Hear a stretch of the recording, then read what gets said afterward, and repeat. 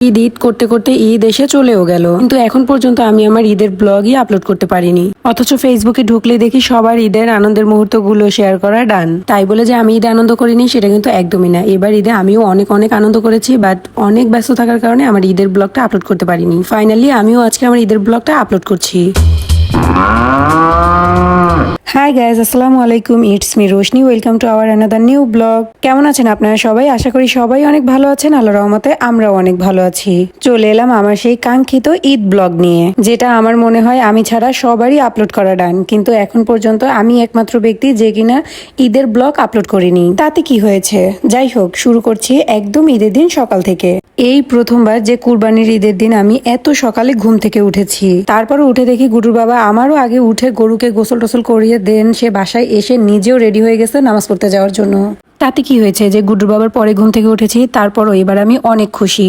কারণ প্রতিবার ঘুম থেকে উঠতে হতে এত লেট হয়ে যায়, দেখা যায় যে গরু কুরবানি করা মানে শেষ, তখন আমি ঘুম থেকে উঠি। যাই হোক, ফাইনালি বোঝা যাচ্ছে যে আমি আস্তে আস্তে দায়িত্ববান হচ্ছি। সে যাই হোক, গুড্ডুর বাবাকে বিদায় দিয়ে চলে এলাম আমি কিছু ডেজার্ট আইটেম বানাতে। আমি ডেজার্টের কোনো আইটেমই গতকাল রাতে করে রাখিনি, কারণ কুরবানির ঈদে তো কুরবানির আগে মানে কোনো কিছু খাওয়া যায় না, মানে নাস্তা করা যায় না। কুরবানির পরে হচ্ছে বাসায় এসে খাওয়া যায়। আর এবার ঈদে আমি সব কিছু আগে থেকেই একদম রেডি করে রেখেছি, যার জন্য এবার ঈদে আমার অনেক কষ্ট কম হয়েছে। আর ঘুম থেকেও সকালবেলা ওঠায় আমি অনেকটা সময় পেয়ে গিয়েছিলাম যে সকালবেলা ডেজার্ট আইটেম বানানোর জন্য। গুডুর বাবা হচ্ছে নামাজ থেকে আসার আগেই আমি এক এক করে অনেক রকমের ডেজার্ট আইটেম তৈরি করে রেখেছিলাম। আর এবার ঈদের দিন আমি এত খুশি ছিলাম যেটা বলার বাইরে, কারণ আমার প্রত্যেকটা কাজ সময়ের আগেই আমি শেষ করতে পারছিলাম, তাও আবার কোন রকম গুডুর বাবার হেল্প ছাড়াই, সেটাও আবার একদম সময় মতো। আর গুডুর বাবাও এবার আমার উপর অনেক খুশি, কারণ আমি প্রত্যেকটা কাজ খুব সুন্দর করে সময়ের আগেই করে রেখেছিলাম। তাই কারণ সে সবকিছু গুছিয়ে রাখতে, পরিষ্কার রাখতে আর যে কোনো কাজ সময় মতো করতে খুব পছন্দ করে। যাই হোক, এদিকে আমার ডেজার্ট আইটেম তৈরি করতে করতে দেখি গুড্ডুর বাবা বাসায় এসে চেঞ্জ করে আবার নিচেও চলে যায়, কারণ কুরবানির ততক্ষণে টাইম হয়ে গিয়েছিল।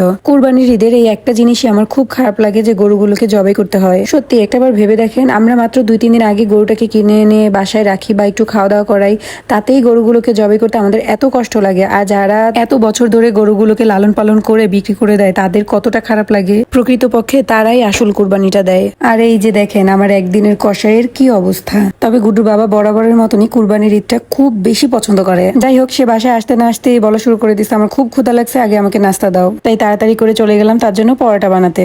আর পরোটার সাথে খাওয়ার জন্য আমি গতকালকে মুরগির মাংস রান্না করে রেখেছিলাম, কারণ আমি জানি আমার গুড্ডু আর গুড্ডুর বাবার ক্ষুধা লাগলে আর ঘুম পাইলে তারা দুজন পাগল হয়ে যায়। সবকিছু সহ্য করতে পারে বাপ ছেলে, কিন্তু ক্ষুধা আর ঘুম একটু দেরি হলেই তাদের মাথা খারাপ হয়ে যায়। তাই গুড্ডুর বাবা আগে খাওয়া শেষ করে এখন সবার জন্য সেমাই নিয়ে যাচ্ছে নিচে। আর যাওয়ার সময় আমাকে বলছিল তাড়াতাড়ি